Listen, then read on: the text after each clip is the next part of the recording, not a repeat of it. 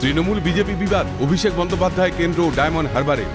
ভোজালি দিয়ে কুপিয়ে তৃণমূলের পঞ্চায়েত সদস্যা পার্বতী জানার ছেলে কৌশিককে খুনের চেষ্টার অভিযোগ। গুরুতর জখম অবস্থায় হাসপাতালে ভর্তি পঞ্চায়েত সদস্যার ছেলে।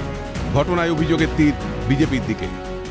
ও টিএমসি করে, ওর উপর রাগ আছে, ও কেন এত ভালো কাজ করবে? ও সবার পাশে গিয়ে দাঁড়ায়। যে মেরেছে কোন দল করে? ও বিজেপি করে। অভিযোগ, বুধবার বিকেলে দোকানে বসে চা খাচ্ছিলেন কৌশিক। সেই সময় হঠাৎই পেছন থেকে হামলা চালায় নবকুমার। ধারালো অস্ত্র দিয়ে কোপানো হয় কৌশিককে।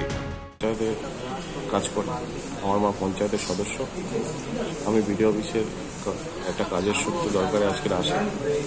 গতকাল একটাও আমার বুথে একটা অনুষ্ঠানের পিছন থেকে এসে অস্ত্রশস্ত্র নিয়ে মাথার উপর আঘাত করেছে।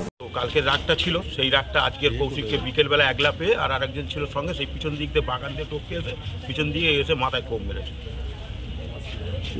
কে মেরেছে? ও নবকুমার নস্কর। গুরুতর আহত অবস্থায় কৌশিককে হাসপাতালে ভর্তি করা হয়েছে। এমন ঘটনায় রাজনৈতিক চাপানুতর শুরু হয়েছে। বিজেপির ঘাড়ে দোষ চাপিয়েছে তৃণমূল। খুবই নিন্দনীয় ঘটনা। সামনেই 1 জুন নির্বাচন, আমাদের ভোট। সেই ভোটকে কেন্দ্র করে ভাবলেন যে একটা কৌশিককে বোধহয় মশারাটে মারলে আমাদের কিছু ভোট বাড়বে। হামলার পেছনে রাজনীতি দেখছে না বিজেপি, দাবি ব্যক্তিগত কারণে হামলা। মারপিটের ঘটনাটা হয়েছে, এটা খুব দুঃখজনক, কিন্তু বিষয়টা কোনো পলিটিক্যাল নয়। হোলির দিনে ওদের সঙ্গে ব্যক্তিগতভাবে একটা গন্ডগোল ঝগড়া হয়, সেই ঝগড়ার পরিপ্রেক্ষিতে ব্যক্তিগত গন্ডগোল, এটাকে শুধু তৃণমূল রাজনীতি করার চেষ্টা করছে। লোকসভা নির্বাচনের আগে হামলার ঘটনায় রাজনৈতিক চর্চা বাড়ছে। সৈকত ঘোষের রিপোর্ট, ক্যালকাটা নিউজ।